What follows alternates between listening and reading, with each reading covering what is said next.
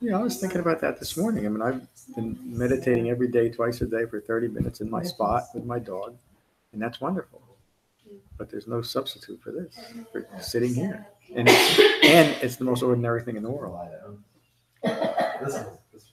Okay, I know I ask this question every time. Is anyone not here? I think we're 2, 4, 6, 8, 10, 11. When we would take big vacations, we had buddies. So everybody was responsible for one other person if like we stopped at a gas station. Because my father, he wouldn't left. So you had to make sure the other person you were responsible for was in there. Yeah, with that gang, how many would there be typically? Yeah, it wasn't that often, but then when we went to Michigan, there were all 9 of us. Wow. Of course, there was a baby, another baby. No, she had Caroline. Caroline came with us, but no seatbelts, station wagon. Oh yeah, there were 6 of us in a big old Ford station wagon. Yeah. What was it called?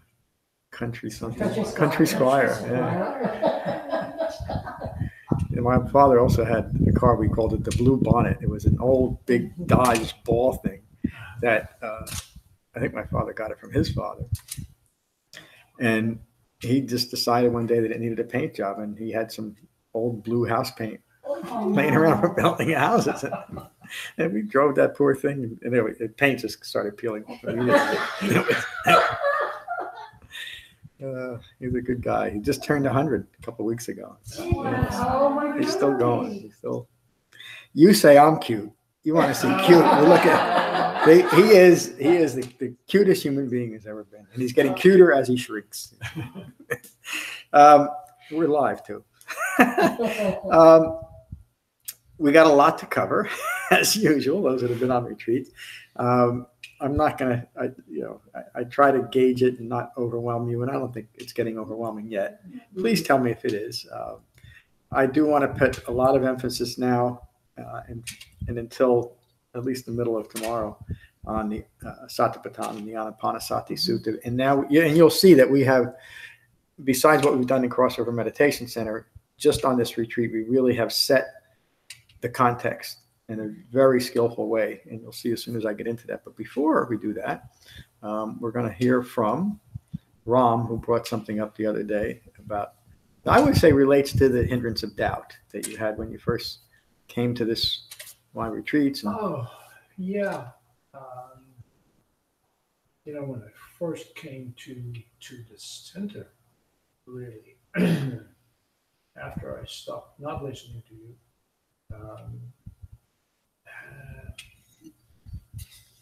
I looked at what you were saying there, and how old the teaching was, basically, and where it was coming from.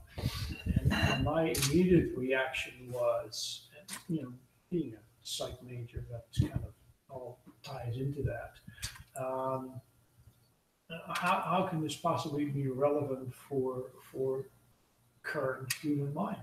Which is a very typical view. Yeah, because in my view, human mind has changed so much in those 20 centuries.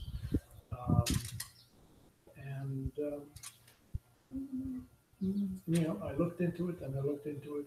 I also looked into, the kind of into what Lorna was saying about, when does this start?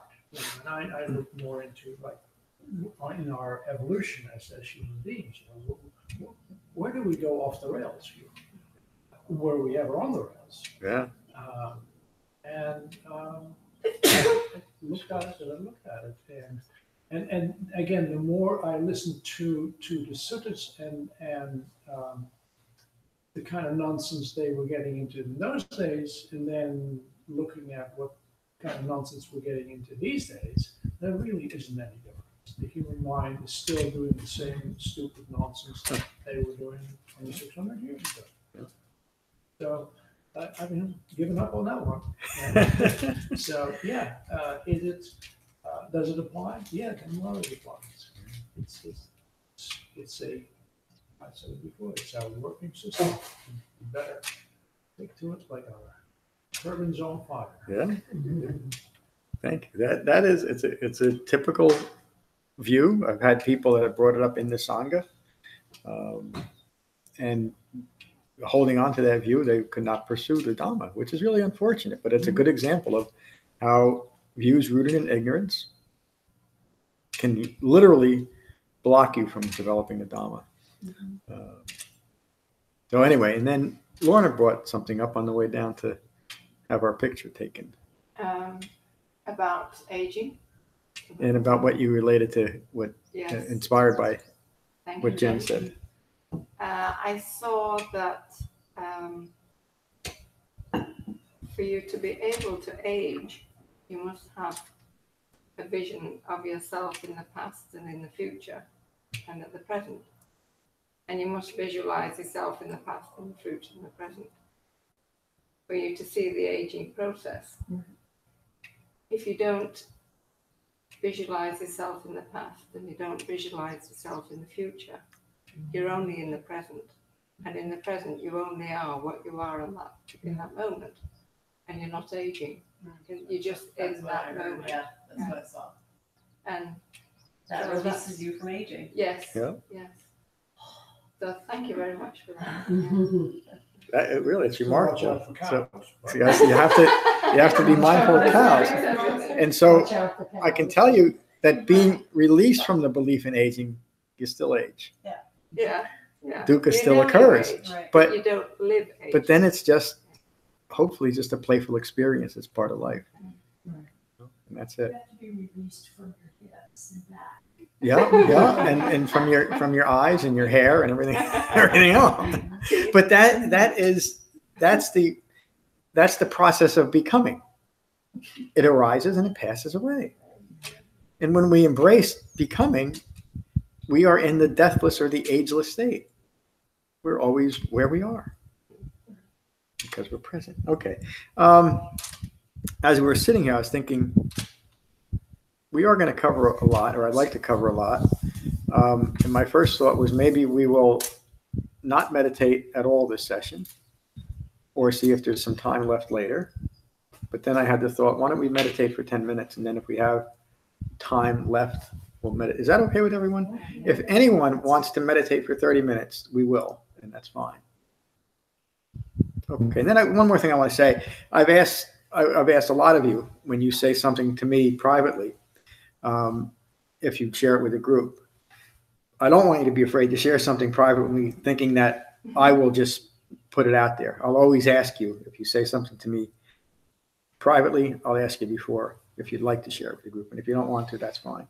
So don't be afraid to keep bringing these wonderful insights to me. It's important. But this is, like I said before, what our Sangha shares is as important as what the Buddha has shared with us. This is how we develop the Dhamma.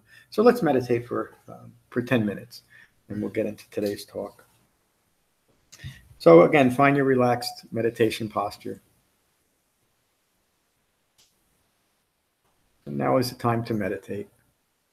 And holding your back straight but not stiff. Your ears aligned with your shoulders, nose aligned with your navel.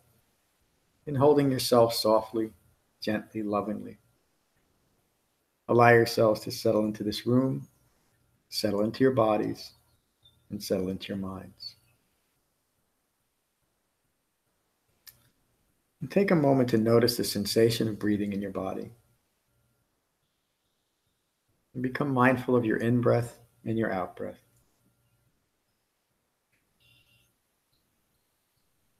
And while remaining mindful of your in-breath and your out-breath, notice that thoughts are flowing and feelings arise and pass away.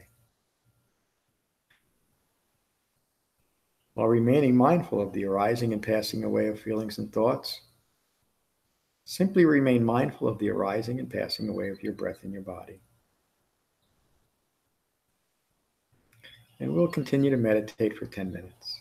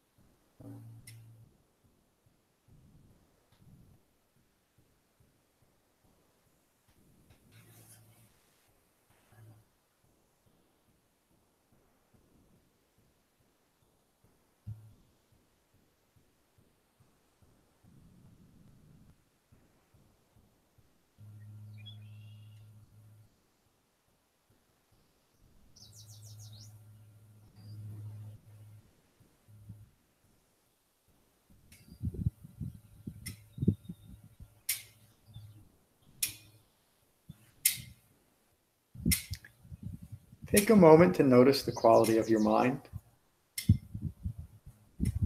Be at peace with your mind. And when you're ready, you can gently open your eyes.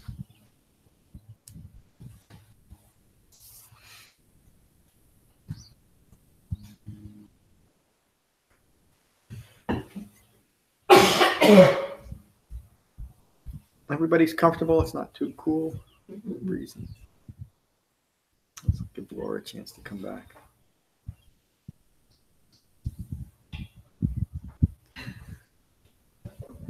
Are you too cold? Not anymore. Okay. If we need to close one of these doors, just say so or do it. So you'll see that I'm going to read from the Satipatthana Sutta, and you'll see now, because of the closeness of the suttas that we've covered so far, how clearly they relate to what the Buddha is teaching. And you'll get an understanding of why I make that distinction between a superior sutta and an inferior, not a less important, though. That we need to understand what the Buddha awakened to in his awakening process, what dependent origination is, and that we're dealing with this thing called 5 clinging aggregates. And now you'll see how this really relates directly to that teaching. Let me just read it.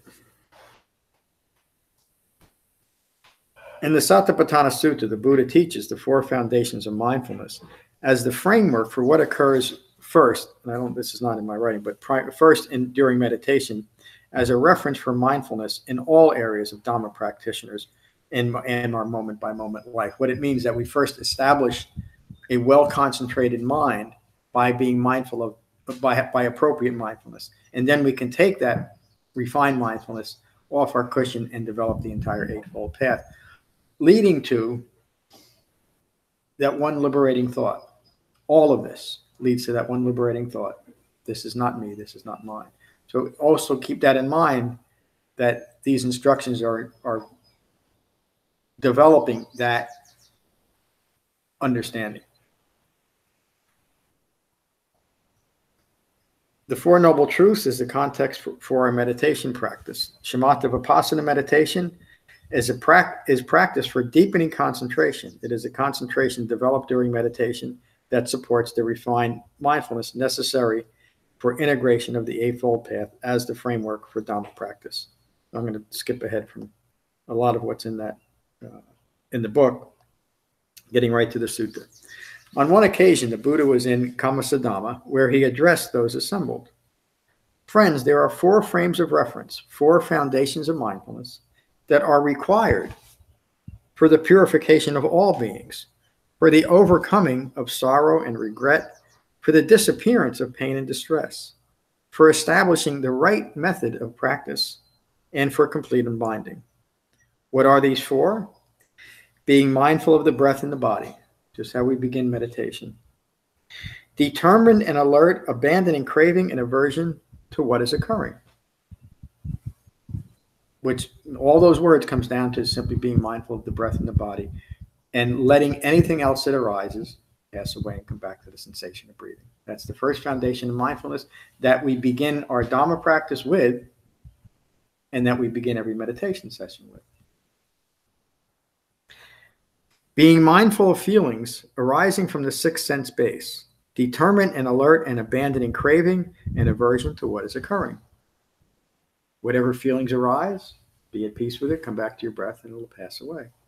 We're learning about the impermanence of all things, and that nothing carries a self. This feeling is not me. By that simple and direct act of not getting caught up in the feeling, self-identifying with the feeling, we are consciously and deliberately teaching ourselves that that feeling is not me. We're letting it go, coming back to the breath. So the breath then is the anchor point for deepening concentration. We talked about this a few weeks, and David brought up a good point about different methods of meditation, and none of them are as effective as simply breath meditation. And the reason is for many, many people that have deep trauma initially may have difficulty just simply connecting with the breath because of that.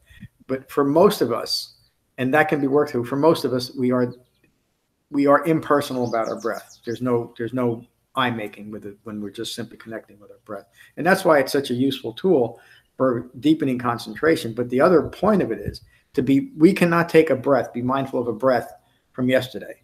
And we certainly can't breathe for tomorrow. When we're mindful of our breathing, we're in our life as occurring.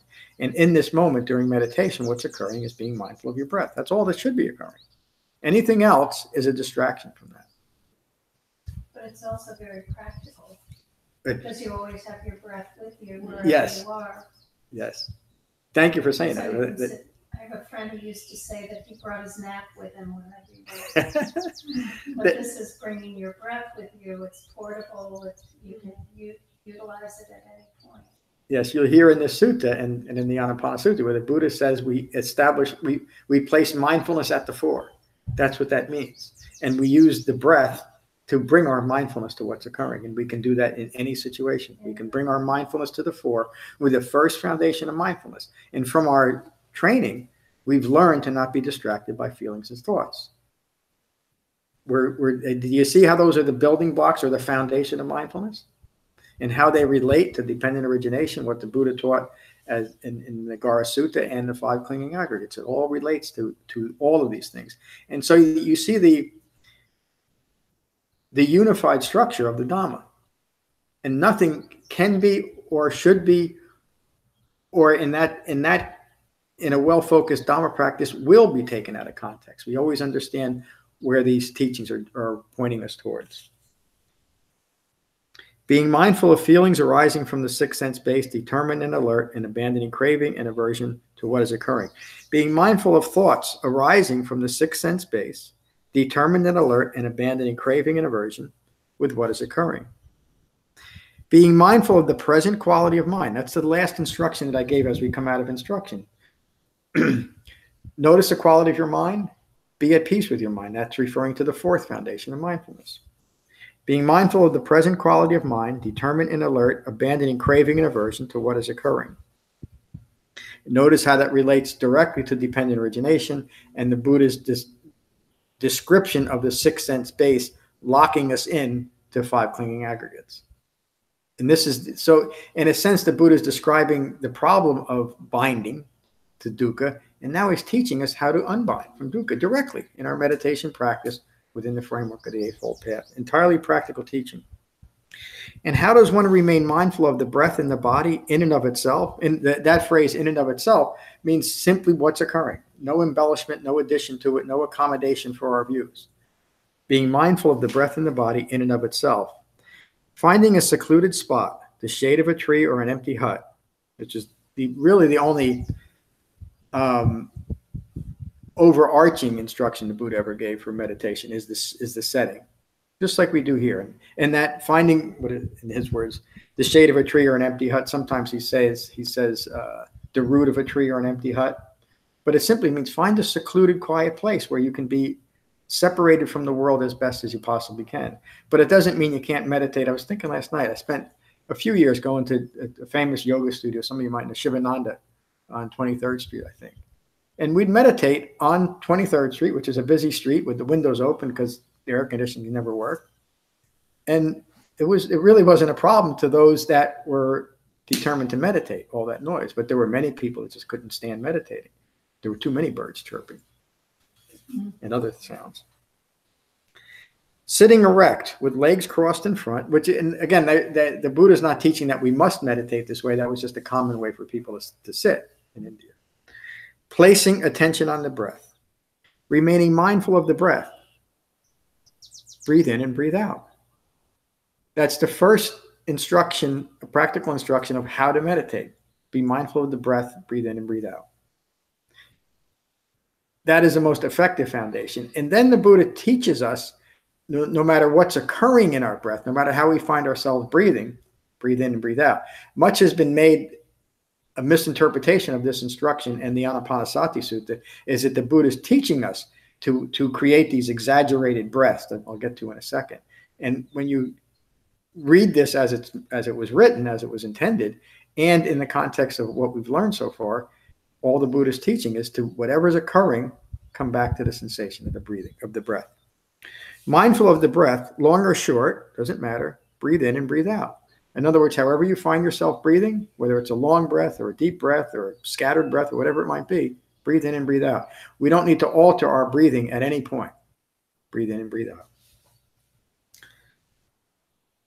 Training yourself to be sensitive to the breath and calming any bodily fabrication. Directly, we're doing that by being mindful of the breath. We are calming any bodily fabrication, any sensation that might arise. Come back to the sensation of breathing. And that bodily fabrication, feeling or thought, will simply subside. Or at least it won't be a distraction. And it will prove to be fodder for deepening our concentration.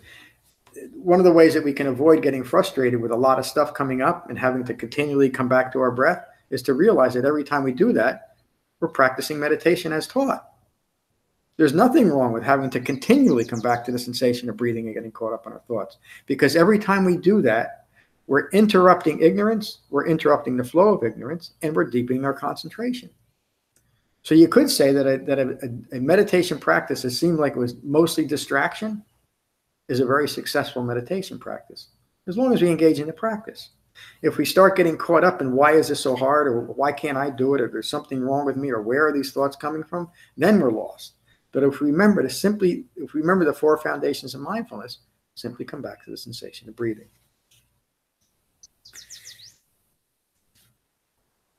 Ever mindful, calming the body with each in-breath and each out-breath. Remaining mindful of the breath in the body, mindful of the in-breath and the out-breath, the arising and the passing away of phenomena with regard to the body. A lesson in impermanence. In this way, one remains mindful internally and externally with regard to the body, with no self-reference, calmly noticing there is a body, remaining independent of and not clinging to anything in the world. When what is seen, there is only what is seen. And when experiencing the body, there's nothing special about it. It's simply the body. I'm going to get past a lot of commentary. The Buddha continues, when walking, be mindful of walking. And I need to say here that walking meditation, which is really just being mindful of walking, is what the Buddha is instructing. It should never be a substitute for meditation. So it's better to call walking meditation mindful walking than to put that label on it, because it really isn't meditation, is it? But it's important to be mindful of when we're walking. When walking, be mindful of walking. When standing, what should we be mindful of?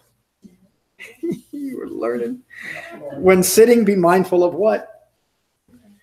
When lying down, be mindful of lying down. In any function, be mindful that there is a body.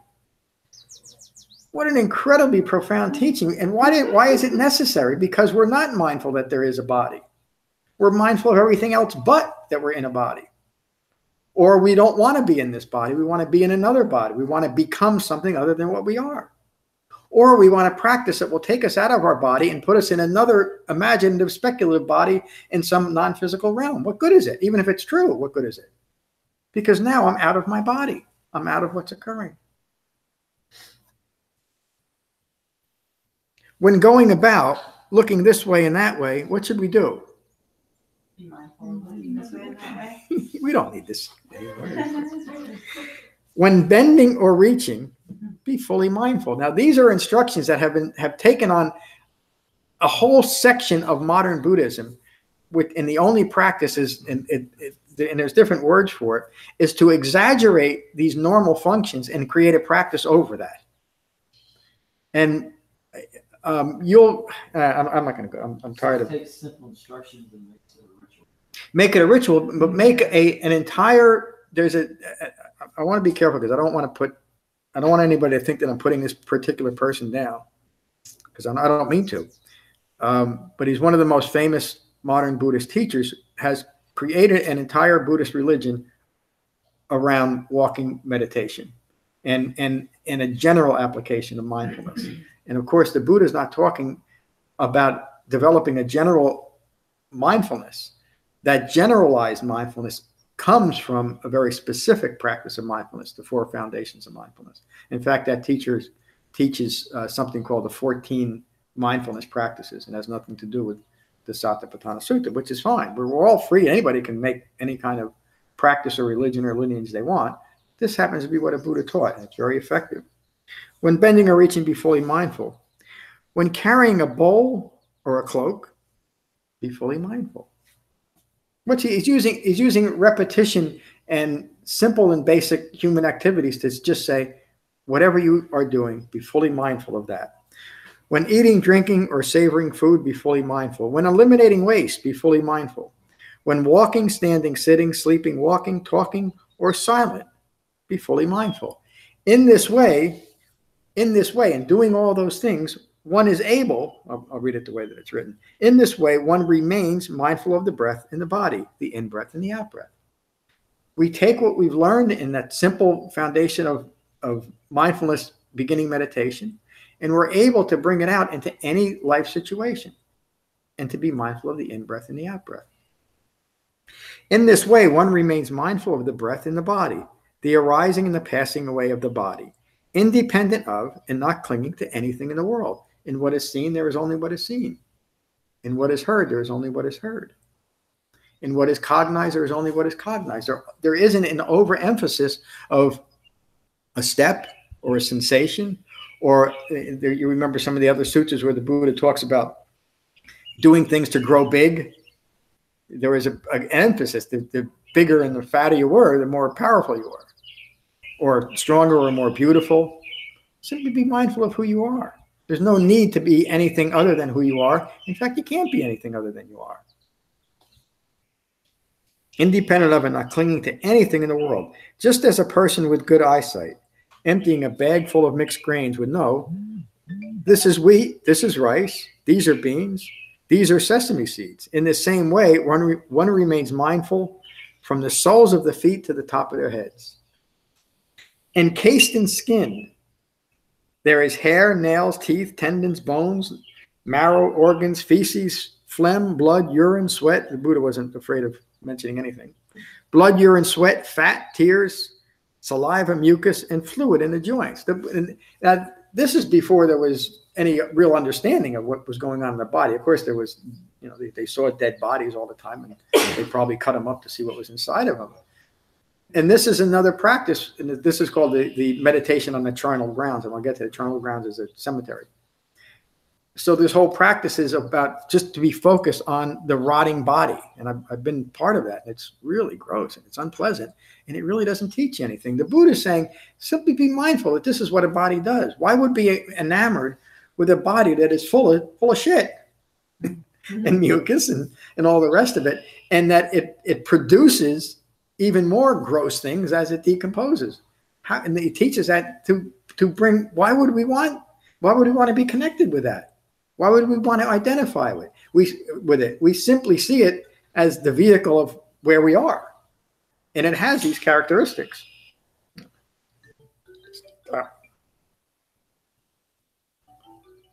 Uh-oh. How come it's not telling me this? It'll go on. I'm afraid that if I hit something, it's going to answer. So I won't answer. Yeah, excuse me. Dismiss. Sorry about that. I can't put this thing, by the way, I can't put it in silent or airplane mode because then the recording and the rest of the stuff won't work. In this way, one remains mindful of the four elements: the earth element, the water element, the fire element, and the wind element. Be mindful of now the Buddha obviously is referencing the body there. Be mindful of the impermanence of the body to develop this passion. The only reason that we should consider a human rotting body is to recognize the impermanence of it and become disenchanted with our bodies. Be mindful of the impermanence of the body to develop this passion. If left unattended, a corpse decays quickly. It becomes bloated and infested. It is picked at by birds and dogs and other creatures. Eventually, nothing is left but dust. Again, why would we want to attach ourselves to something that, in the end, no matter what we can do, ends up as dust or like a glob of foam? Be mindful that this very body, too, will die and pass away. The cows are coming. This is the nature of the world. and an unavoidable fate. Why does it take a human being, an awakened human being, to emphasize this when it's something we've all experienced? It's the nature of ignorance to ignore that and think that if we can ignore it, it won't happen. Even though through lifetime and lifetime after lifetime, if you believe in that, we found that we can't ignore anything. What's occurring is what's going to occur, whether we want to ignore it or not, including sickness, aging, and death, including not getting what we want and getting what we don't want. Dukkha occurs. In this way, one remains mindful of the breath in the body, the in-breath and the out-breath. In this way, one remains mindful of the arising and the passing away of the body, independent of and not clinging to anything in the world. We've left the world behind. This is how one remains mindful of the breath in the body. And how does one remain mindful of feelings in and of themselves, meaning as they arise, not embellishing them or needing them to be any different? When feeling pain, be mindful that there is pain. Notice the Buddha isn't saying get rid of the pain right away. And he's not saying, and I'm going to mention something that people find very useful to alleviate, to minimize or alleviate pain, which means to breathe into the pain, and that's often taught. That's fine if you find it useful. Just remember, it's not a meditation practice, and we shouldn't use that as part of Shamatha Vipassana meditation. During Shamatha Vipassana meditation, when we're in pain, there's pain in the body. Come back to the sensation of breathing. And then afterwards, if you find that practice of breathing into the pain, by the way, you can't really do that, but again, some people find that useful, do it. But just know that that's not Dhamma practice. It's not a true meditation practice. It's just a useful thing. It's like in that way, it's like taking an aspirin when you really need an aspirin. Is it more appropriate just to know that it's impermanent?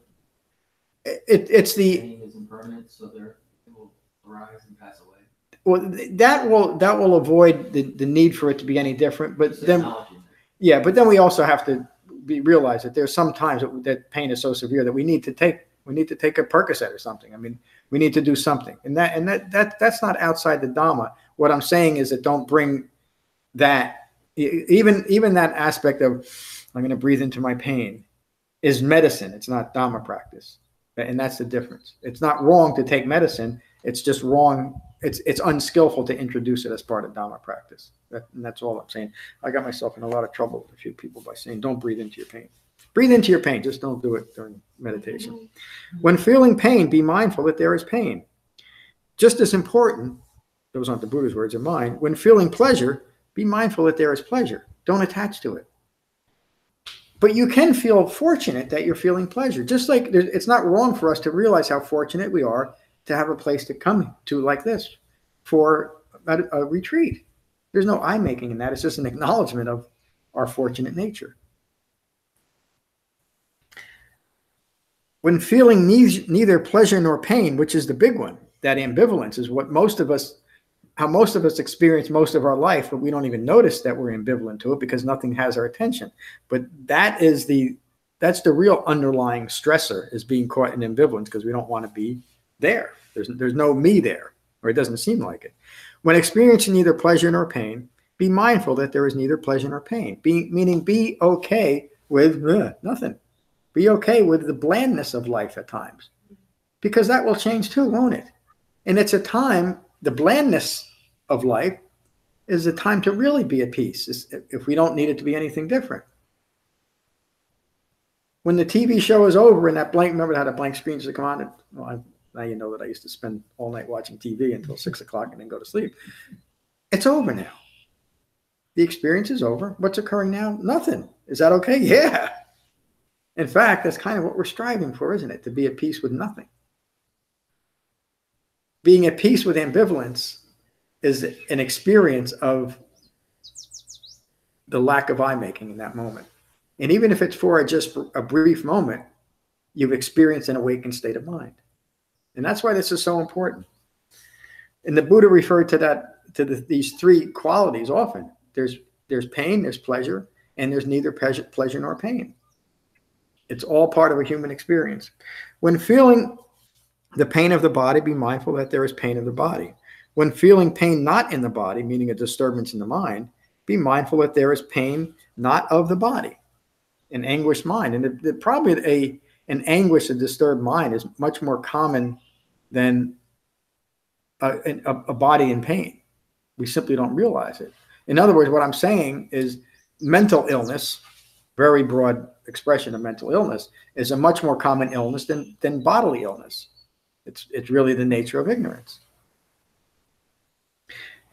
When feeling pleasure not in the body, be mindful that there is pleasure not in the body. When feeling neither pleasure nor pain in the body, be mindful that there is neither pleasure nor pain in the body. When feeling neither pleasure nor pain not in the body, be mindful that there is neither pleasure nor pain not in the body. It sounds like a convoluted way of thinking, but he's covering a mind that's always grasping for something else, for something to be different than what it is. The Buddha is simply saying, whatever is arising, whatever the quality of mind you have, it relates to the fourth foundation of mindfulness, be at peace with that quality of mind. So that the present quality of mind might be an agitated state. I need to get rid of this pain right away. The higher level thought, if I can use the phrase, is to be at peace with that less than peaceful mind state.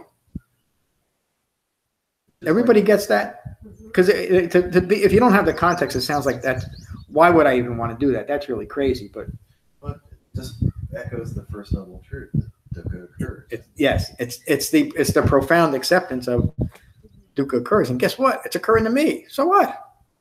Why should I be any different? I'm not outside of dukkha. I'm in the world. I have a human life. That human life is prone to dukkha. Dukkha occurs.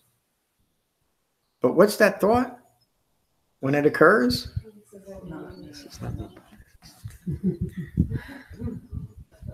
In this way, one remains mindful of feelings and the arising and passing away of feelings, independent of and not clinging to anything in the world, not needing our feelings to be any different. In this way, one remains mindful internally and externally with regard to feelings. Internally and externally simply means a self-referential objective view or a self-referential external objective view. I don't like what's occurring within me. I don't like what's occurring without me. It says internally and externally. It's really the same wrong view. This is how one remains mindful of feelings in and of themselves. How do we remain mindful of feelings in and of themselves? We let them be. We don't need to do anything of them because we can't. If a feeling has arisen, it's arisen. It can't not arise. So why fight it? The only thing we can do is to stop clinging to it so it will pass away naturally, which is how life is. It's an experience of a natural life that way, rather than trying to create something that is unnatural. It doesn't fit. It's like a glob of foam.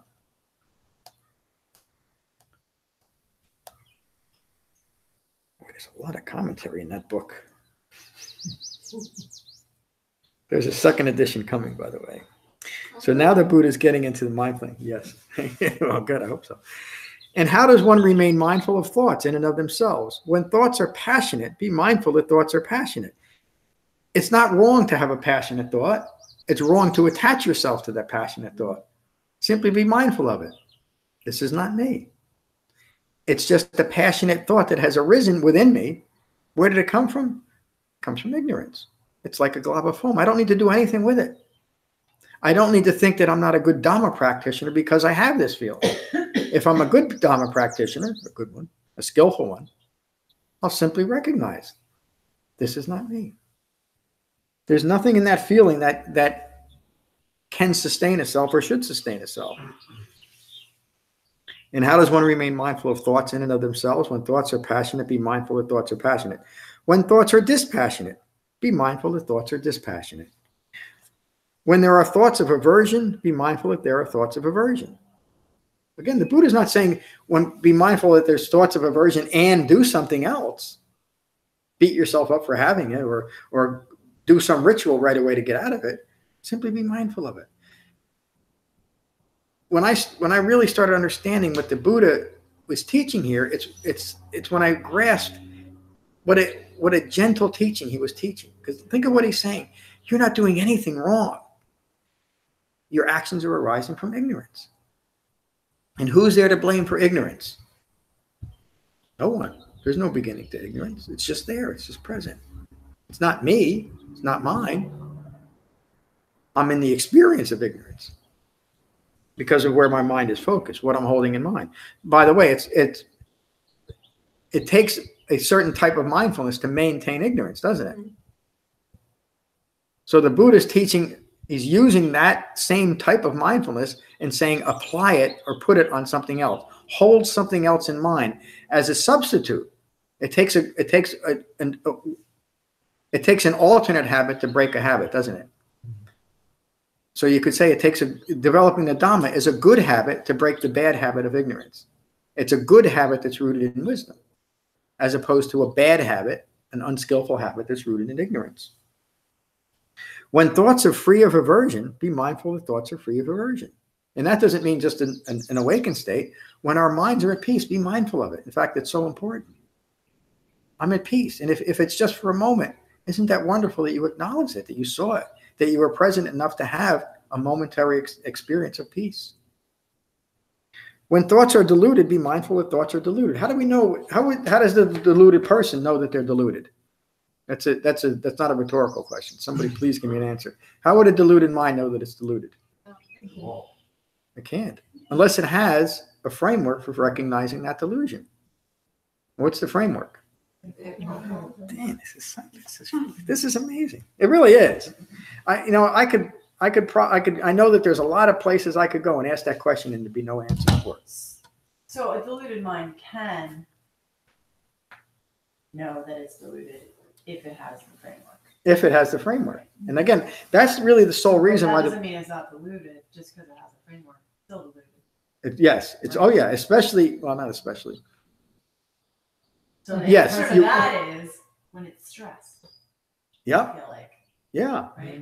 And Or it so hasn't fully integrated the Eightfold. It hasn't fully, but that's where right effort comes in and right intention. That keeps us going. Yeah. Because then we're not failing at this. Yeah. We're simply in the process of becoming. Becoming what? Becoming awakened.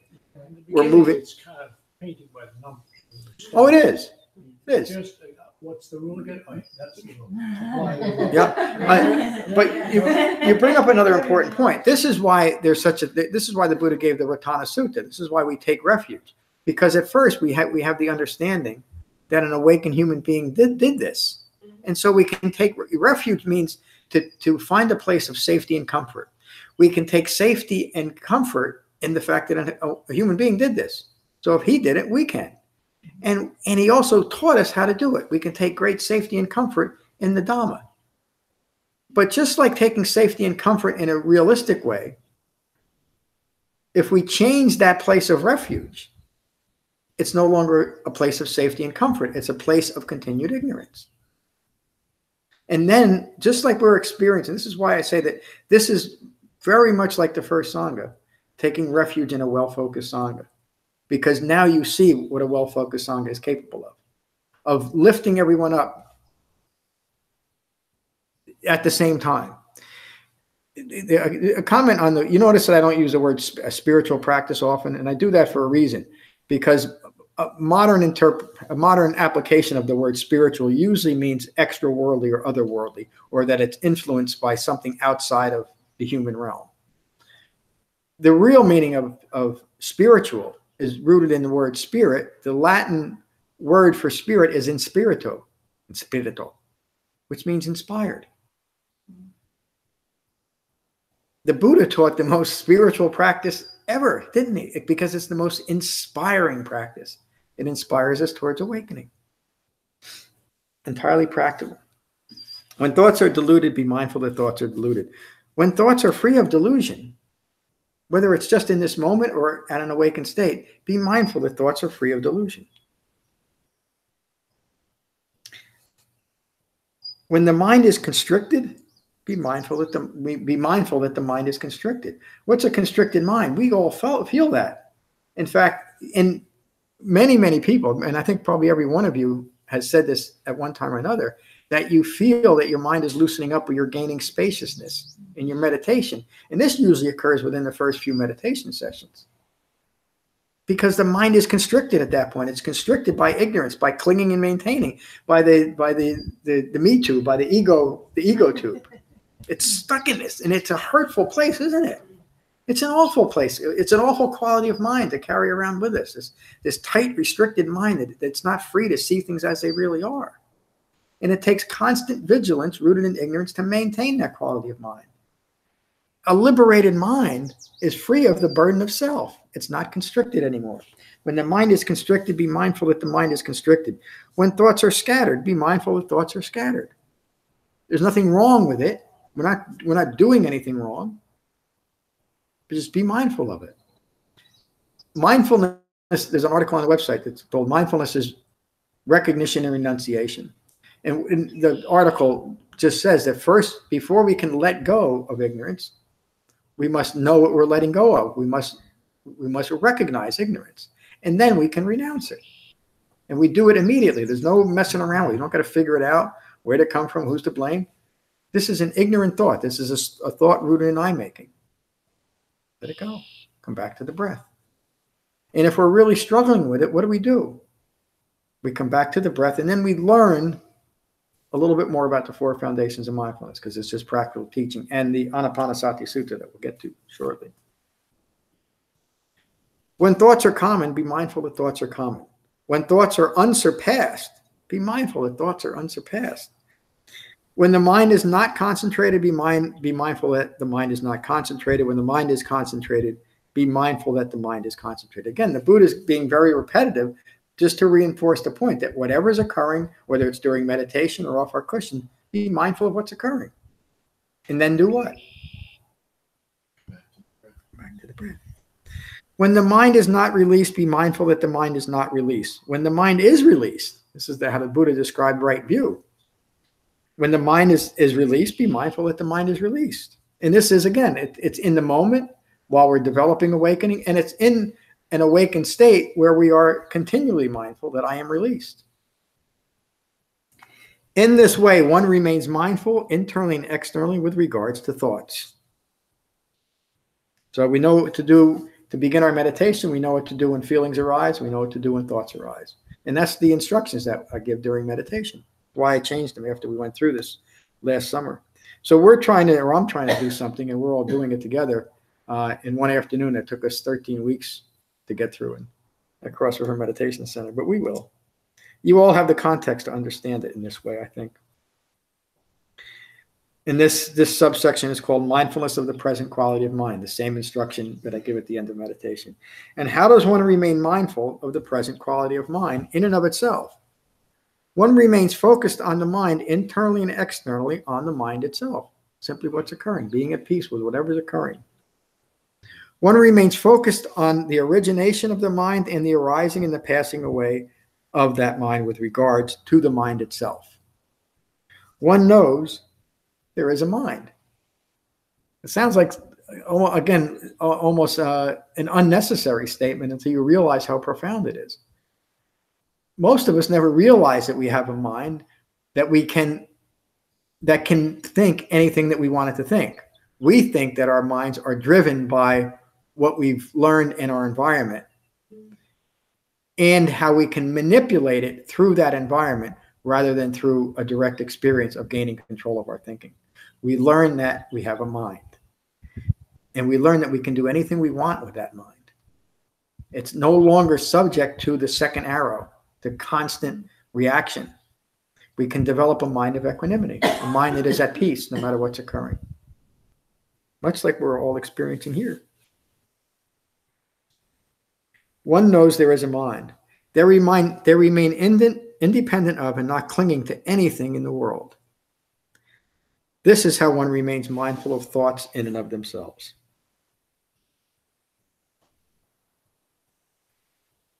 The conclusion of this part of the sutta, and now we're getting to the conclusion of the sutta, and we will have plenty of time to finish this. Now the Buddha is taking us off of our cushion. He's now taught us what to do in meditation and how to meditate properly. And now he's taking us off our cushion and showing us how to apply that well-concentrated mind in our developing refined mindfulness in a practical way, directly as it relates to dependent origination, the four noble truths, and those hindrances that we talked about, the hindrances to actually developing it. Of course, we would apply a well-concentrated mind to the problem of hindrances, to the real problem of hindrances. Remain mindful of the quality of mind in reference to the 5 hindrances. When sensual desire is present, be mindful that sensual desire is present. Excuse me. So a few weeks ago, we went through at the end of The Truth of Happiness. I think the last class was on the hindrances. And the Buddha is saying when these hindrances arise, when the need for sensory input, and this is probably the initial distraction that every one of us feels, or the difficulty in meditation, just the pure boredom of it. Boredom is a need for distraction, and it's the immediate need. When we're bored, if it's meditation or any place else, it's the immediate need for distraction right now. That's where boredom arises from. The Buddha is saying that when that feeling arises during meditation, what do we do with it? Nothing, except acknowledge that it's present. Because then we're allowing ourselves to learn how strongly we cling to the need for sensory stimulation by simply allowing it. If we start judging it or resisting it, we're attaching ourselves to it further. And that's the second arrow. That's the second arrow, yes. Third or fourth. Yeah, or the third or fourth or the 100th, because we'll keep sticking it in. Especially when we become frustrated with our boredom. And we start blaming the practice, the meditation method, that foolish old teacher, our friends everybody's wrong because look at how I feel. Wait a minute, that feeling is impermanent too. It all brings us back to, this is not me, this is not mine, this is not who I am. Remain mindful of the quality of mind in reference to the 5 hindrances. When sensual desire is present, be mindful that sensual desire is present. When sensual desire is not present, be mindful of that too. Be mindful of abandoning sensual desire when it arises. Every aspect of the 4 foundations of mindfulness, when applied in this way, with this well-concentrated mind, is now observing the process of awakening. Be mindful. One of the profound sayings, and I'm kind of working on my speech that I want to give Sunday too, relates to this. The Buddha's teachings teaches us to be mindful of what is present. But just as important is to be mindful of what's not present. And in this case, be mindful that the hindrances are no longer present. That we are accomplishing the goal, or anything else that might prove to be a distraction. Be mindful of that too. Be mindful of what's not present. Be mindful that, wait a minute, this is not me. What a remarkable thing. What an inspiring thing to acknowledge within ourselves. All those things, all those fetters are no longer present. And that doesn't mean they might pop up again. But in this moment, nothing's present. There's no me here. When ill will is present, be mindful that ill will is present. When ill will is not present, be mindful that ill will is not present. I'm going through all the hindrances. Be mindful of abandoning ill will when it arises. Be mindful that when ill will has been abandoned, ill will not, when fully abandoned, ill will not arise in the future. When laziness or drowsiness is present, be mindful that laziness or drowsiness is present. Again, instructions on what to do with these common hindrances. What he's really saying is don't do anything, but just be mindful of it. Don't let them keep you from further developing the Dhamma. And so the Buddha noticed that these 5 hindrances, there's really like 11 when you add the different ones up, but the 5 hindrances were distracting people within his Sangha too, the first Sangha. And I see it within this Sangha. I don't see it in any of you. Think about this. Think about all the people that you know that have come to Cross River Meditation Center and were inspired, at least initially. It's the hindrances that kept them from not coming back. And there's nothing, it's not a judgment on anybody, any individual. It's an acknowledgement of dukkha occurs. Even within the hallowed halls of Cross River Meditation Center. Be mindful of abandoning laziness and drowsiness when it arises. Be mindful that when laziness and drowsiness has been completely abandoned, laziness and drowsiness will not arise in the future. When we finally work ourselves through and let go of all of the hindrances, let go of all ignorance, they will never arise again. They'll never be a hindrance. and will continue, and we know this because a human being did it, and many others. We will live, imagine living a life, a human life, this life that we're all living now, with no hindrances, with no doubt or skepticism or indifference, or the need for constant sensory stimulation, with no laziness as it relates to the Dhamma or anything else. We can imagine it, but we can also experience it. We don't have to continue to just imagine it. And how do we experience it? This is not me. This is not.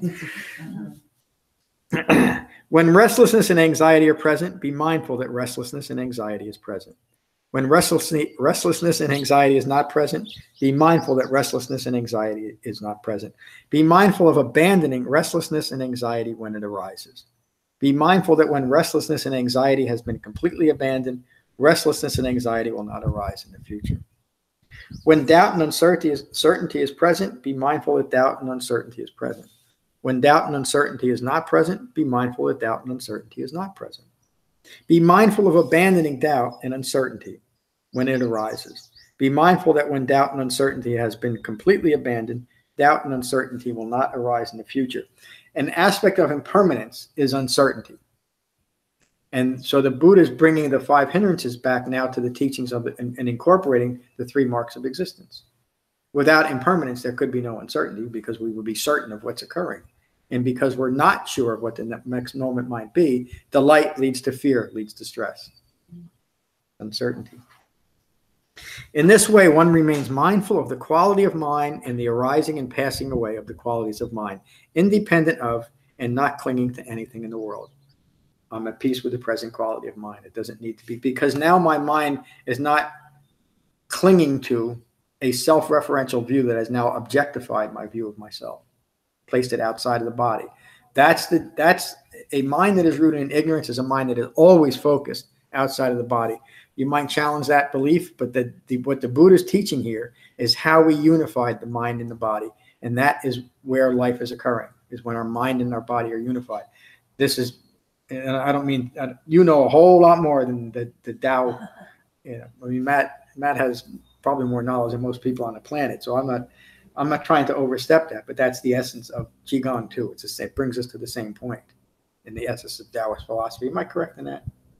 More or less. More or less. I mean, they're, and again, I'm not a student of the Tao. I know a little bit of it, and enough to maybe make foolish statements. But the Tao is not a religion. It's a system. You could call it a system of awakening or a system of being in the world without being distressed by the world. And there are very important and substantial similarities between what the Buddha taught and Taoist philosophy. The differences are insignificant as opposed to the differences between what the Buddha taught and what has developed. And not just in Buddhism, but in other spiritual thoughts, even what the Buddha was dealing with during his time and the spiritual practices during that time. It's not a religion. It's a way of developing a mindful presence in the world.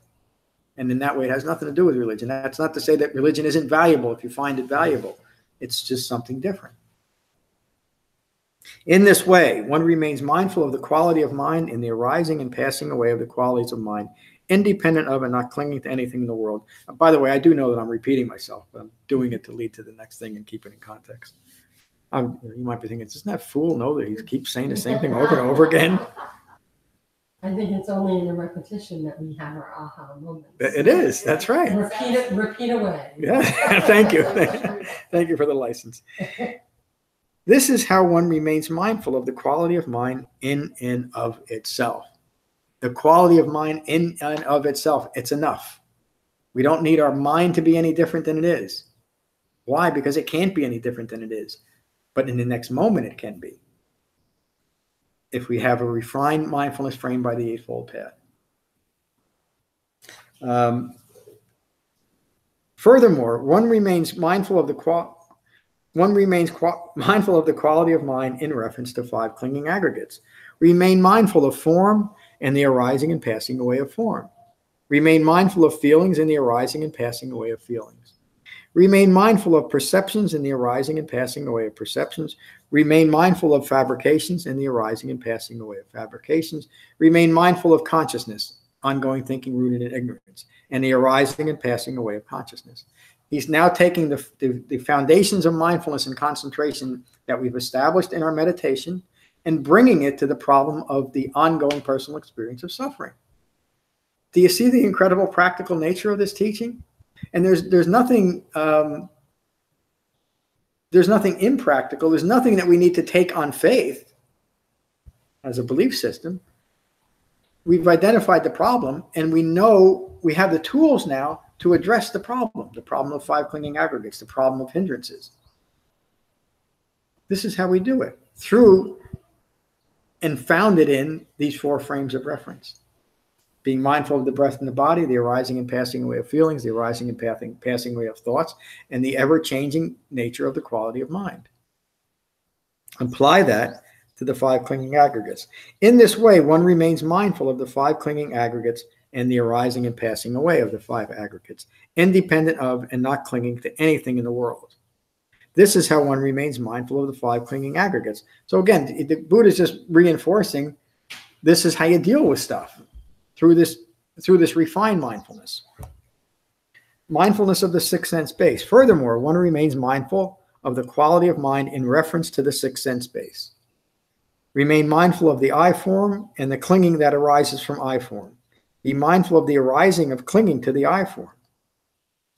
Be mindful that when clinging to the I form is completely abandoned, clinging to the I form will not arise in the future. How do we know when we're clinging to the I form? When we're delighting in we're seeing, what we're taking in. And aversion is just another aspect of delight. And what does delight lead to? Lorna? I didn't mean to put you on the spot. Delight leads to fear, leads to stress. So again, you see the connection between the 6th sense base and these individual consciousnesses that our senses have. From ignorance, it only leads us to further ignorance. Through mindfulness, and Laura brought this up too, and you mentioned it too, the same process that can continue ignorance is the same process that delivers us to wisdom from ignorance. And how else could it be? When delight arises, recognize that delight has arisen. Yep, and then what though? And then what? Nothing. That's it. Right? That's And isn't that great that there's nothing we have to do except recognize I it? definitely go to like, oh, delight, now you're clinging. We're in trouble. And where did it come from? Which is the same thing as saying, where did it all begin? Right. There's no beginning to delight. There's no beginning to, Okay. it's just here. Delightful. Yeah, be delighted that you're recognizing delight. That's all you have to do. That's it. And come back to the sensation of breathing. Come back to what's occurring. And what's occurring might be delightful, but we don't have to attach ourselves. We don't have to attach ourselves to it. The same thing. Be mindful of the ear form and the clinging that arises from the ear form. I'm going to skip a little bit of this repetition. Remain mindful of the nose form and the clinging that arises from the nose form. Excuse me.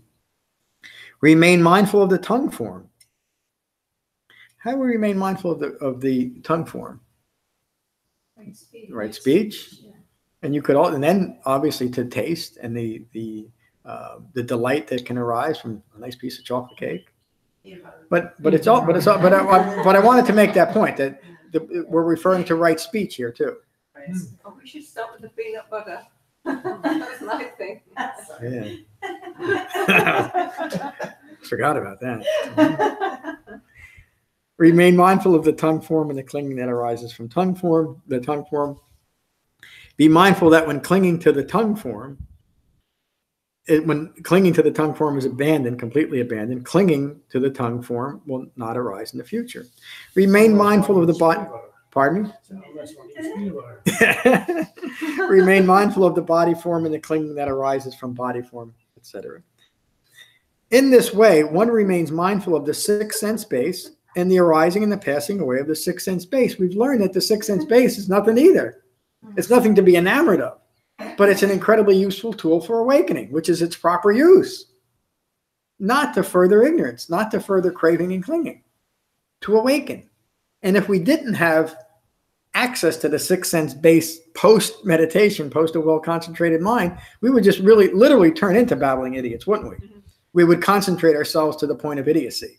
But it's just the opposite.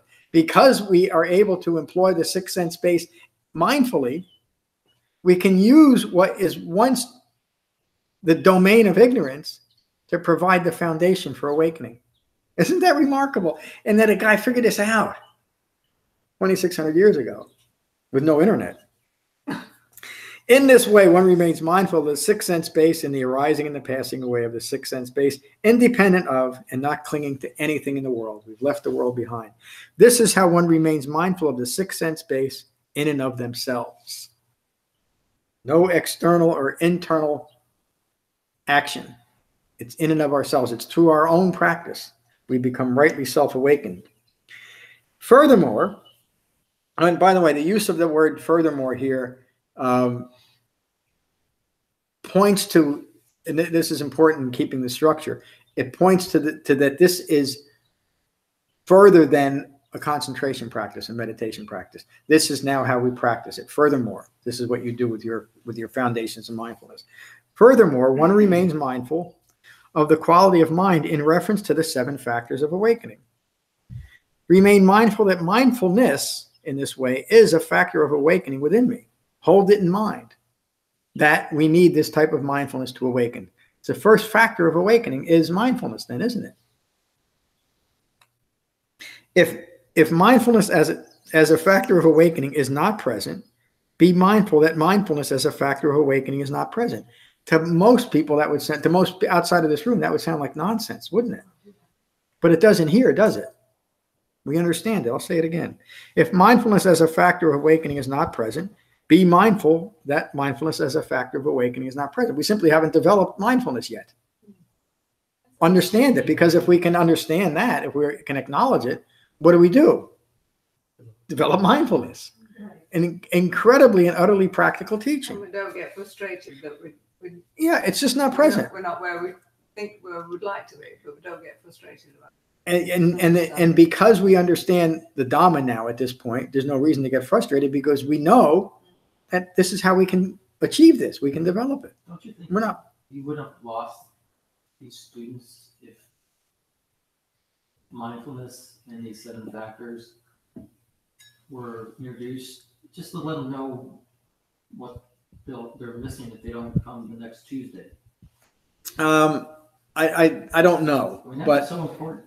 But the reason, maybe I'll certainly consider that. But the problem there is that there's no context for understanding how to develop it. And so, I mean, you've all seen how I when newcomers come, I try to give way too much information. I know it is, but because I want to establish the context of what we're doing here, so that there is no, that initial confusion that I know that I put in their minds, hopefully will be alleviated if they continue. But in order to really develop the Dhamma, you got to know what you're getting into. So that's why I do what I do. But I want that it may be a way of saying this is what you'll get, and you'll gain these. I think sometimes, certainly for myself, when those hindrances would arise, you try to shut it down. Why am I not doing this right? Yep. And then the answer comes later. You just accept it for what it is. Yeah. And that's like a key thing. And then to know these 7 factors. Mindfulness is the first one. Yep. It is just very a turning point for me. Oh, I think for everyone. I mean, you're describing how the Buddha teaches to develop the Dhamma. The problem of you practice right effort enough to the point where you actually had the experience of the practical nature of this teaching. The difficulty, Ron mentioned it before, until you have this, you don't have the context for even understanding what we're doing. And so I hope to just encourage people to meditate, but also to understand that it's more than just meditation. And again, it's one of the things that I hope I've gotten better at over the years. I think I have, but it's something that I constantly think about. What is the best way to introduce this so that people will continue? And it's not so, I mean, I really do not care if I was teaching in Madison Square Garden or not. except that I wish everyone would awaken. You know, I mean, I don't need to be the most wonderful teacher in the world. I just want to be the most wonderful teacher in the world. You know, and I want to be a part of the most wonderful sangha in the world, and I am, and we are, and that's really because we're doing this. We're doing what the Buddha taught.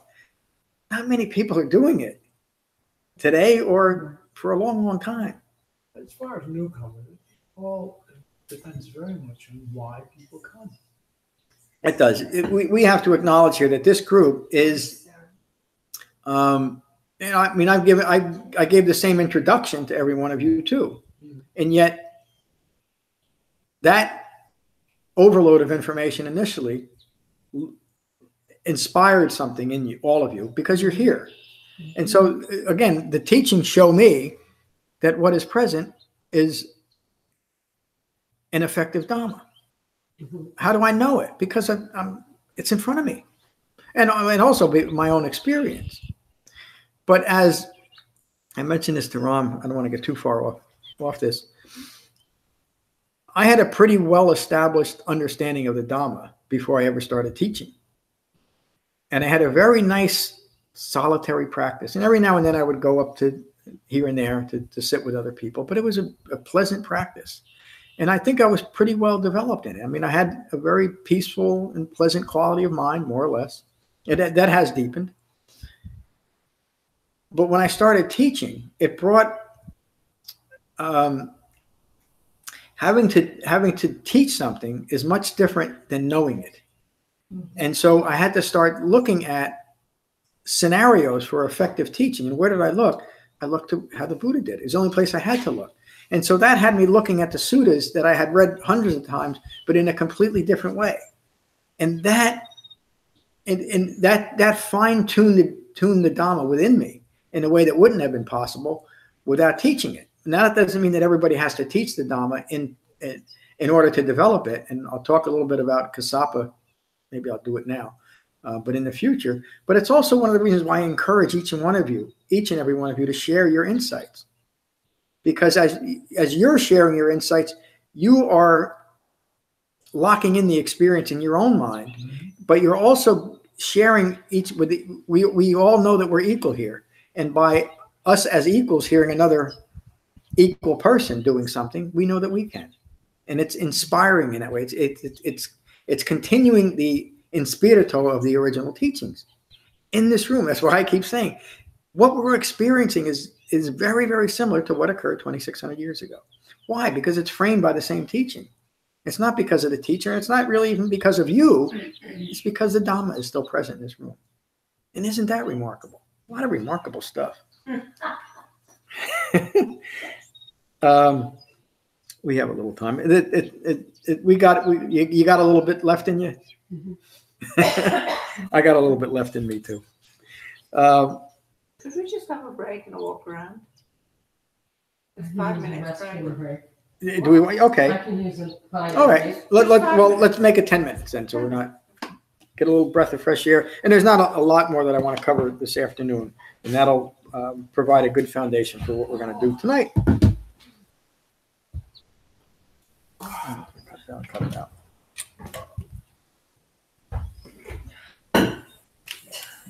Good idea. I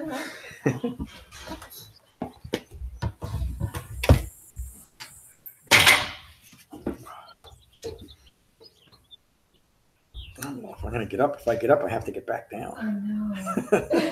I was just thinking the same thing. Sunshine. I think I'll go get some though. Can I get a hand, John? You might have to. I'm going to put my shoes on because they're a bother. Something to hold on to. Okay. Thank you. You're welcome. You're welcome. Yeah.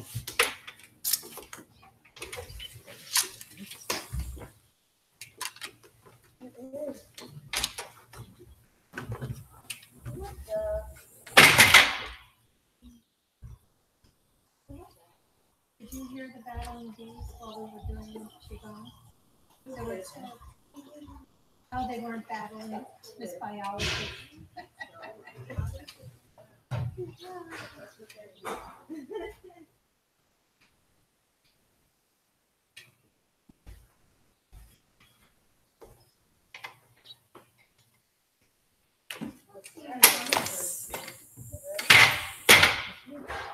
I know I've seen him here in the past. Yeah.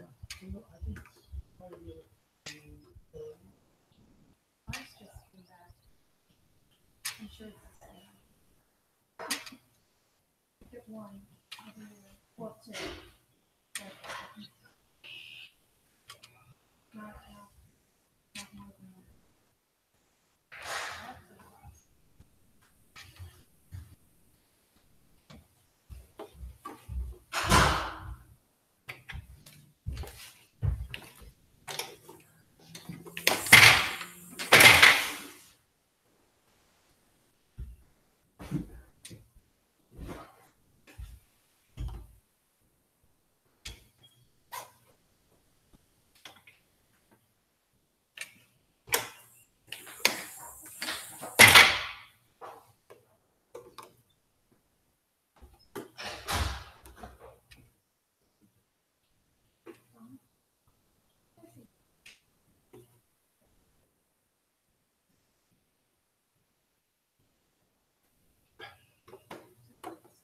Comment for you?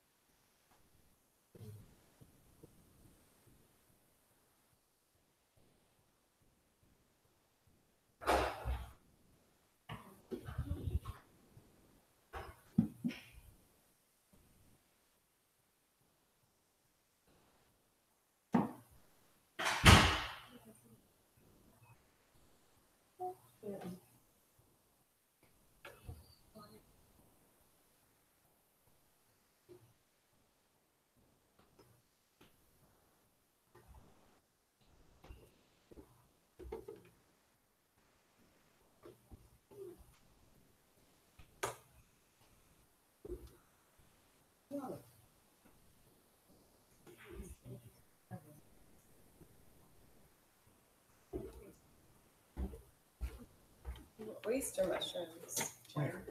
They're on that Yeah. big tree. Really? Yeah, we went and checked it out. The bigger ones on the bottom are Two different kinds. silver oysters, and then the Yeah. other ones on top are orange. Yeah. Dude, they look good. Go for it. Well, let's ask if he can take. Yeah.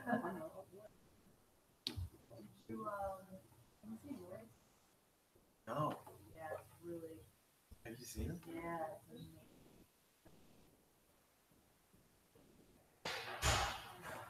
This is sell? Yeah. Where is it? Yeah. But she's doing it at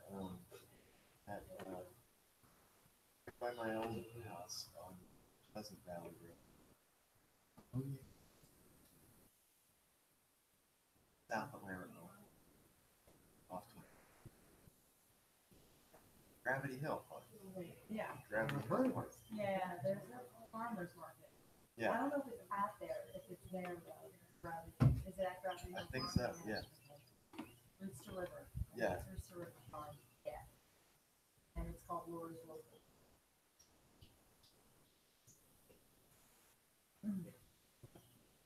started doing that at one time, not that long. Very interesting. Yeah, she Yeah. said they learn a lot.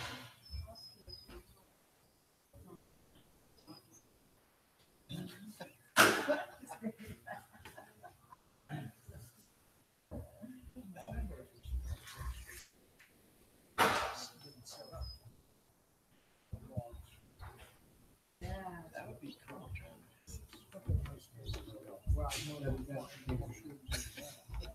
That looks good. Have a glass of water. Yeah. If you don't mind having a break, asking for a break. It was a great idea. That's enough.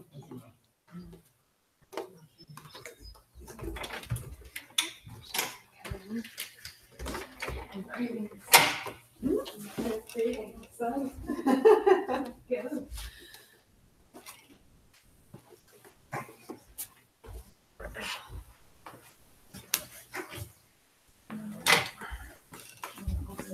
Was that 10 minutes?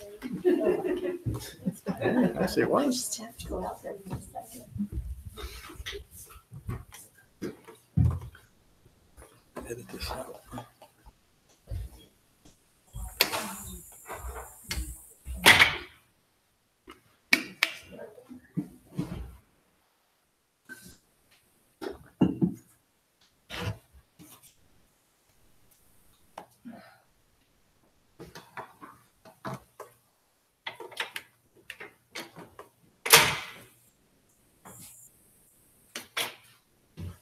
It must be close to 80 out there. It's nice though, it's not humid.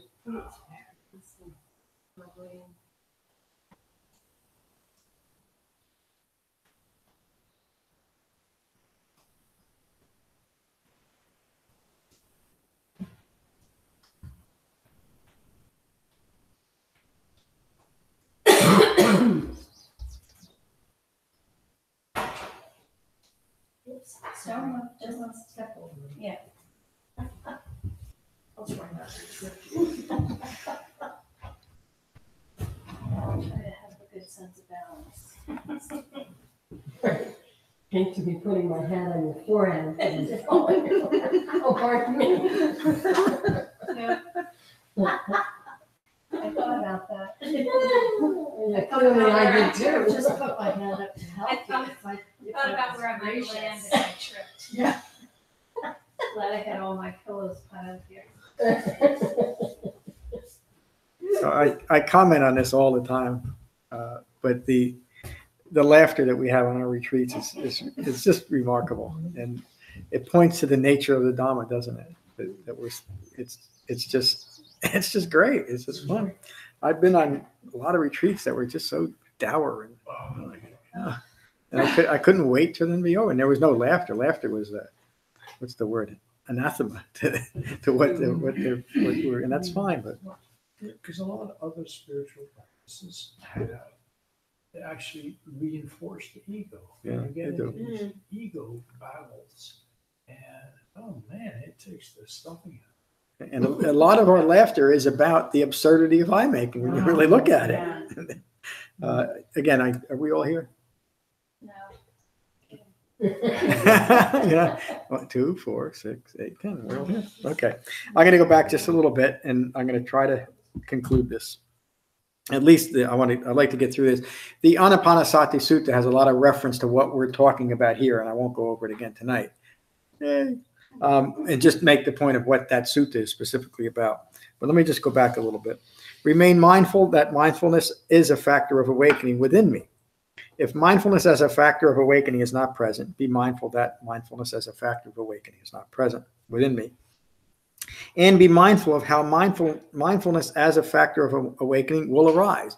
How will mindfulness as a factor of awakening arise? Yes, but. Follow the Eightfold Path.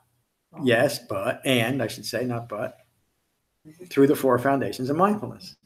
When we know that we're not being mindful, how do we know we're not being mindful? Because our quality of our life will reflect that.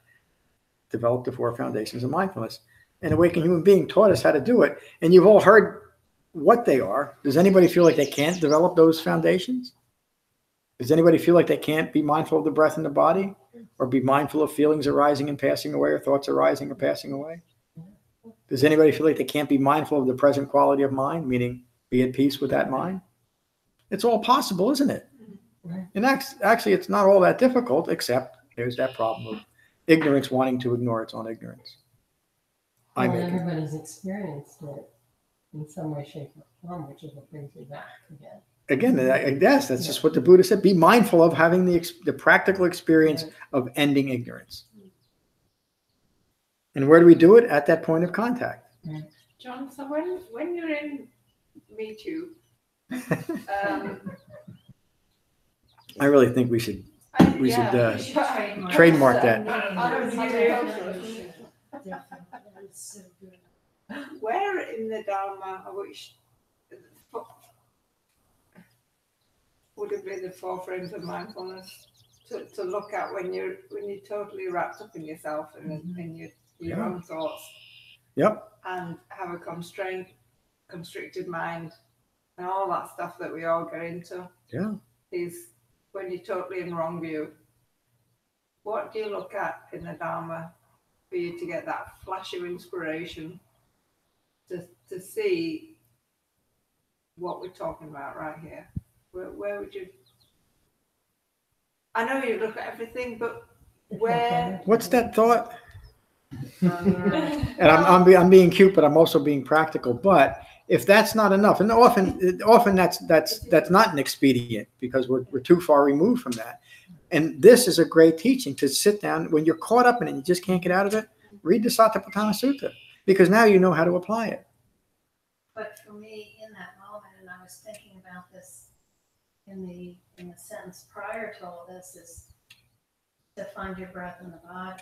Yeah. Because that's where you can disconnect from the chain of events. Yep. And sometimes if it's in an encounter with another person, you have to walk away. Yeah, and that's it takes wisdom to walk away, doesn't it? Instead of continuing the battle.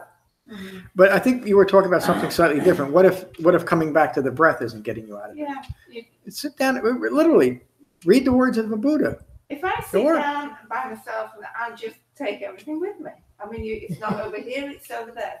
If I'm here with it, I go over there, I'm still with it. Oh, when that's occurring, then go to Frenchtown, 110 Harrison Street, and listen to that old fool.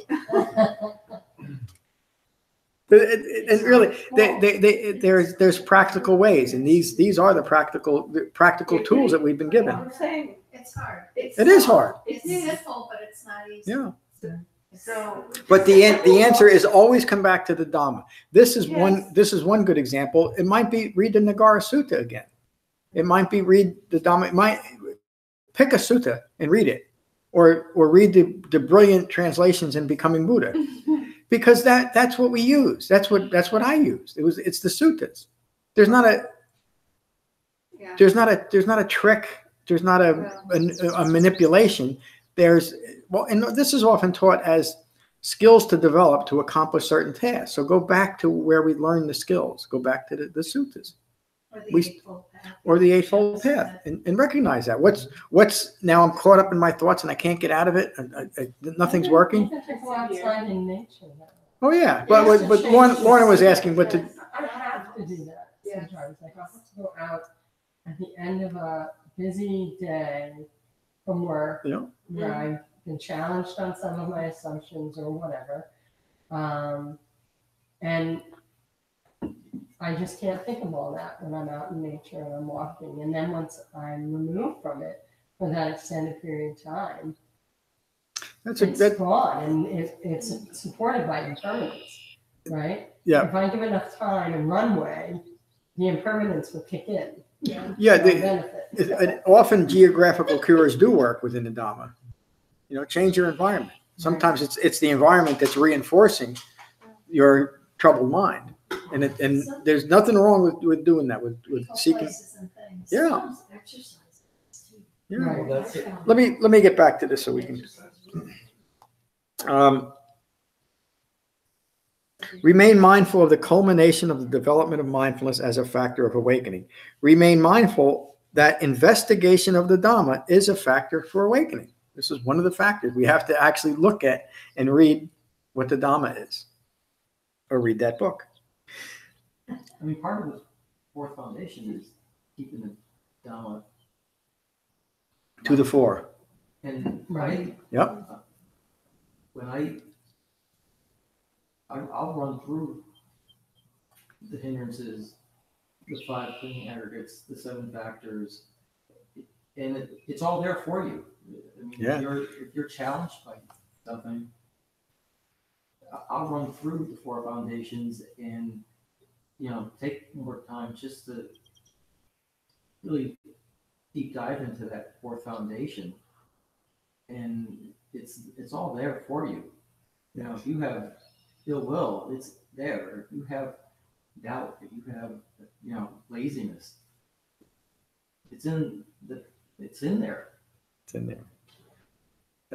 Thank you, Kandana. Did everybody hear what David just said? That might be the most practical instruction given this weekend. It's just a different version of the breath. It is. It is. It's just the breath isn't quite working, so Dhamma's there. Yeah. This example's there. Yes. Tuesday I get to go to a sangha. And if you do that, if you go back to the teachings of the Buddha, then you'll find something that applies to the present quality of your mind, whatever it is. Yes. Mm-hmm. And again, that's why I teach how I teach. That's why I wrote the book the way I wrote the book, and that's why I run retreats the way I run retreats, and the way I run classes at Cross River Meditation Center. So there's always something there that a mind that's ready can apply practically to what's occurring in their life. And again, not every class is going to be useful for everyone. That's the nature of things too. But this is the essence of a sangha. What a profound question to bring out. It's an important question, and what a remarkable answer. Thank you, David. Okay. No more interruptions, please. No, I'm just kidding. Remain mindful of the culmination of the development of mindfulness as a factor of awakening. Remain mindful that investigation of the Dhamma, makes sense, is a factor of awakening. If investigation of the Dhamma as a factor of awakening is not present, be mindful that investigation of the Dhamma is not present. That's exactly what David just It is. And how do we avoid falling into that trap? The 6th factor of the Eightfold Path, right effort. That's what right effort is. It's to keep us focused. That's our right effort.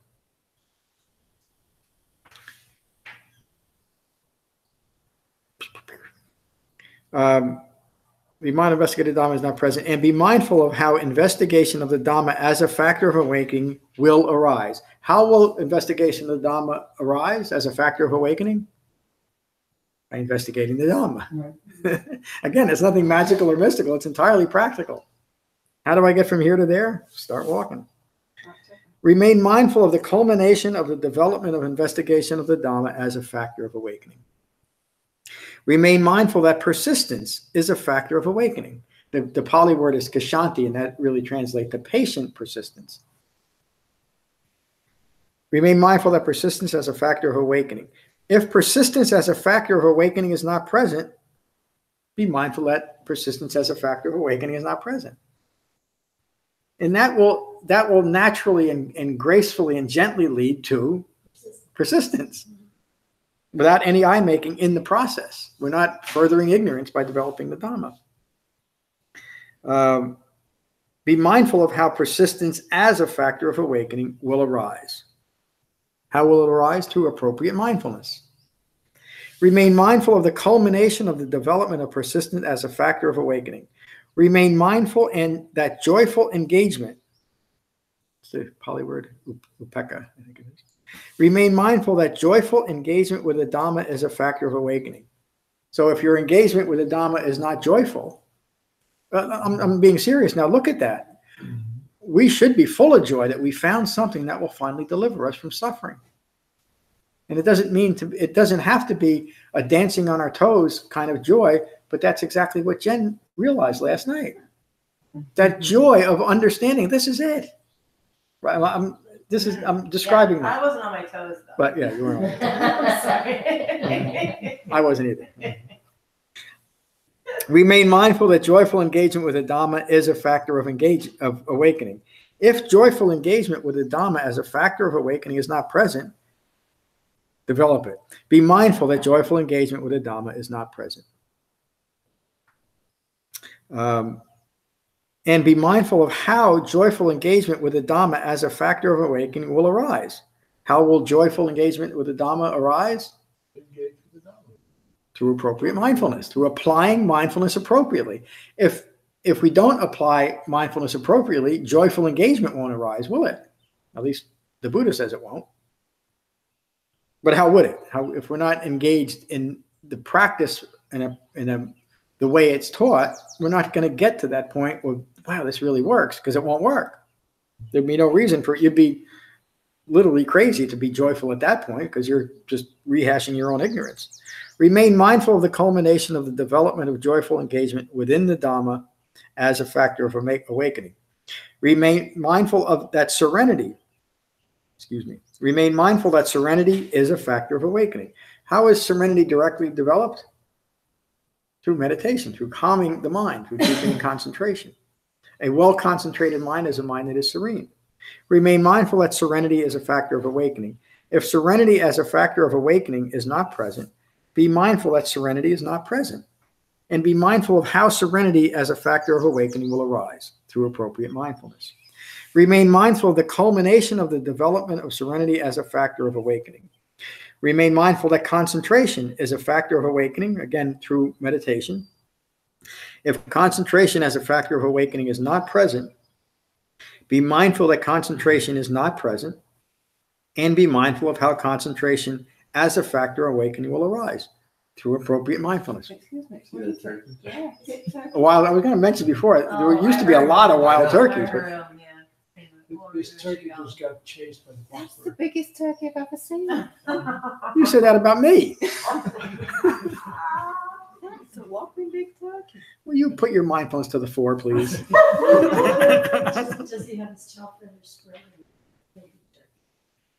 It's It's not a cow. I think it's a sycamore.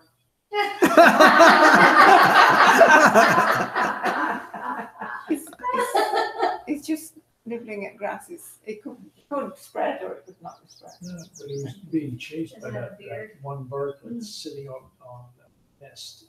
It is kind of red.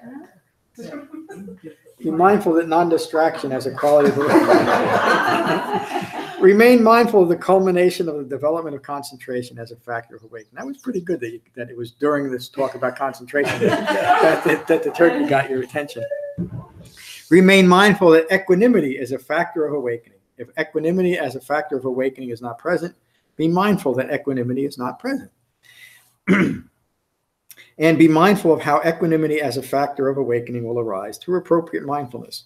Remain mindful of the culmination of the development of equanimity as a factor of awakening. The Buddha described an awakened human being's quality of mind as calm or at peace or within equanimity or abiding in equanimity. In this way, one remains mindful of the 7 factors of awakening and the arising and passing away of the 7 factors of awakening, independent of and not clinging to anything in the world. This is how one remains mindful of the 7 factors of awakening in and of themselves, just as they are, with no embellishment. Now, you've seen how the Buddha has taken the foundations of mindfulness and applied it to practical teachings that develop awakening.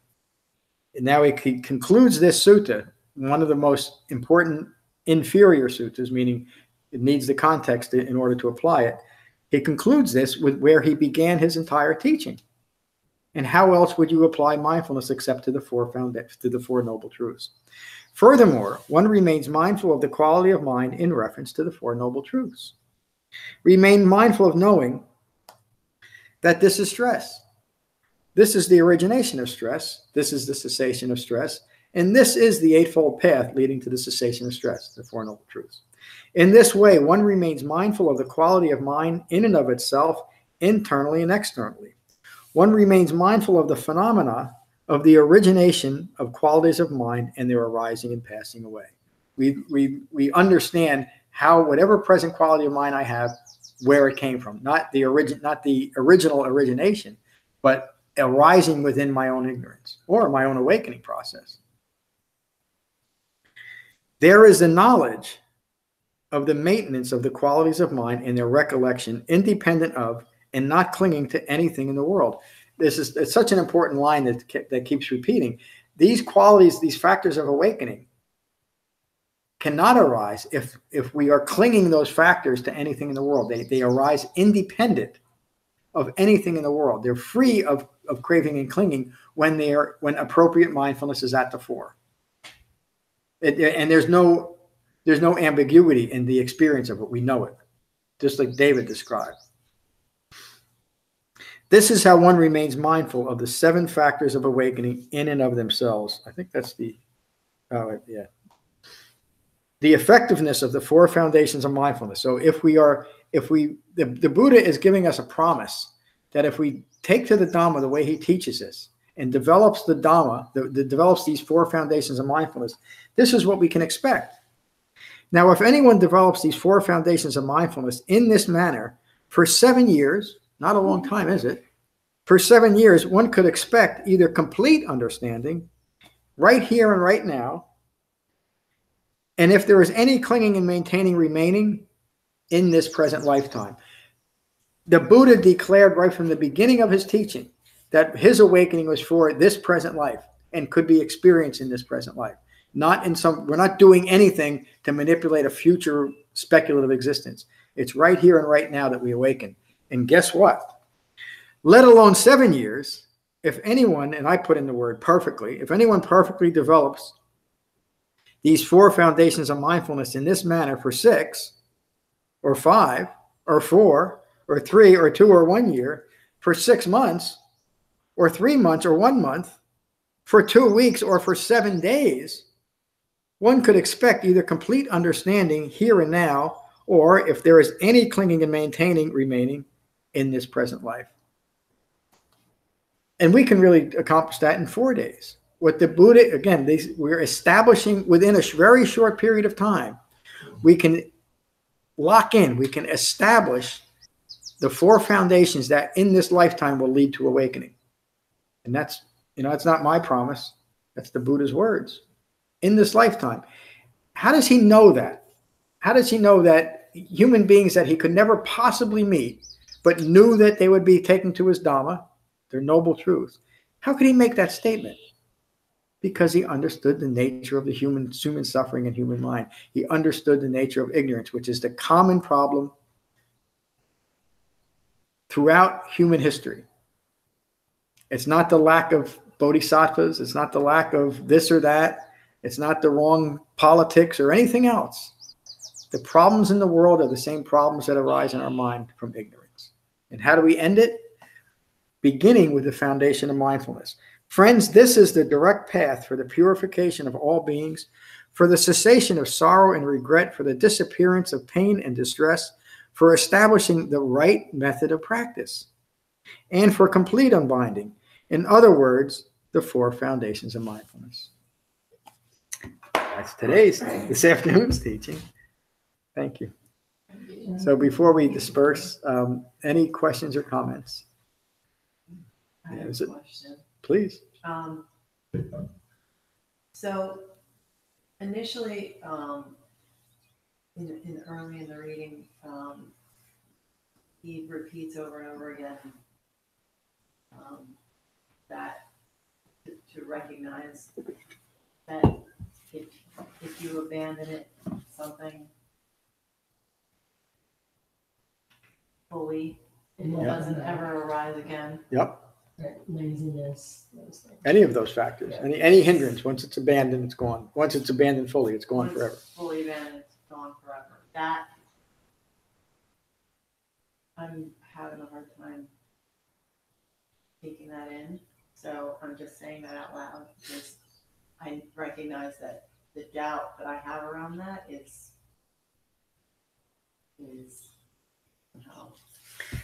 That's it. What you just said is the key to the answer. So now imagine having no doubt. Yeah. If you have no doubt, could it ever arise again? No. That's what, and again, that's just a practical explanation of the Buddha saying, once you get rid of it, it's done.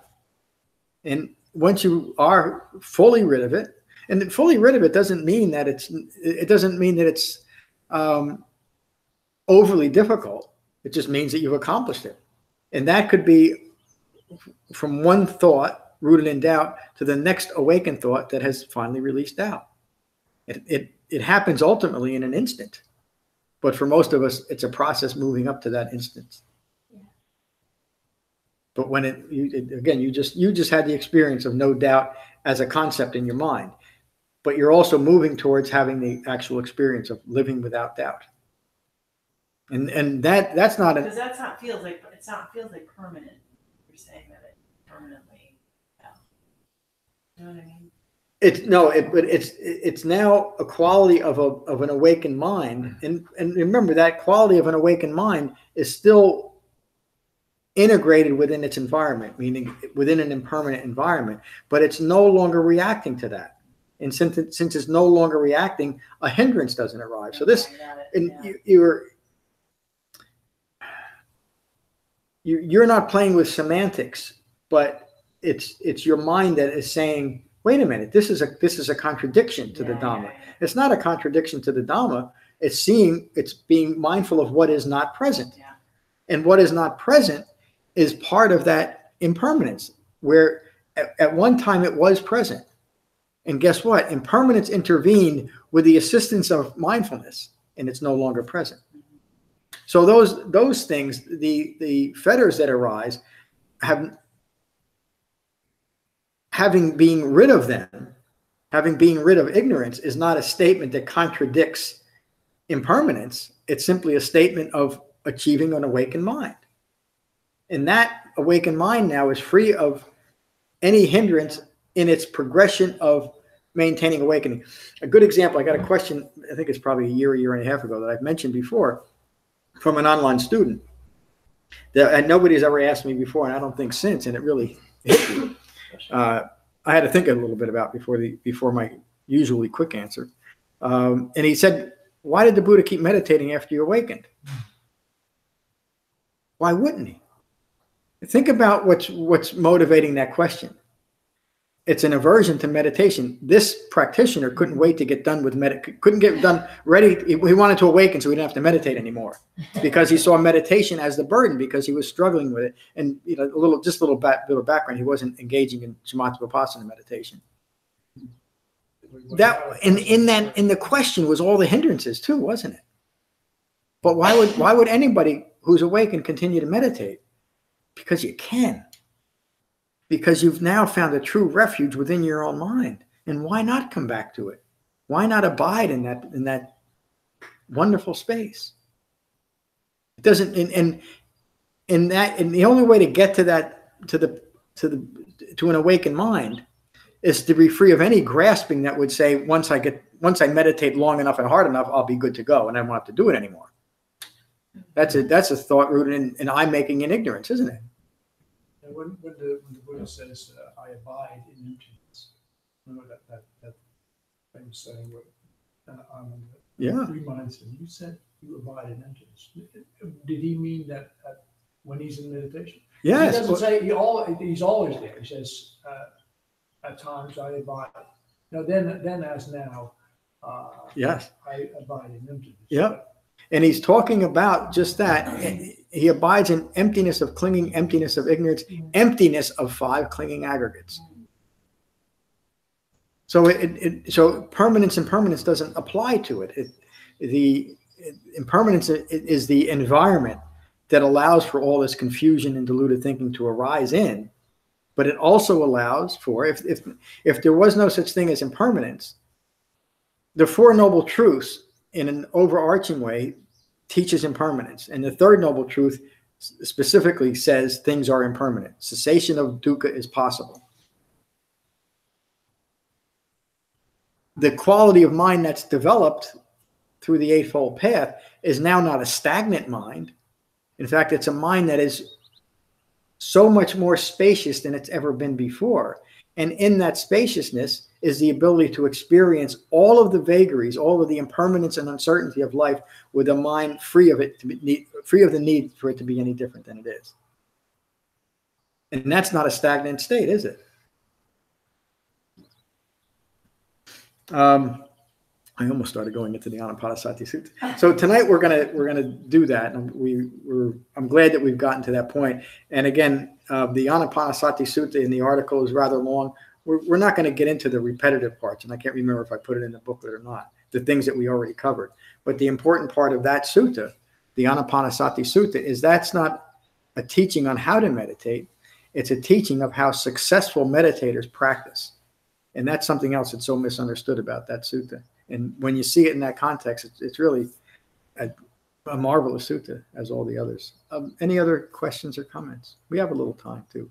I know you're kind of eager to get out of here for a few minutes. But okay, everybody's well and at peace with what's occurring here and in the facility? No needs to be addressed? And I did mention about the key earlier, because that's I think I was only here. Oh, there was something in my mind, a logistical thing that I couldn't remember that was so important. If you lock yourself out, there's a key in that basket to let yourself in your room. That's all. These doors have a tendency that if you touch them the wrong way as you're closing them, they'll lock on themselves. So they finally put a key out there. See you all at dinner. Thank you. Thank you.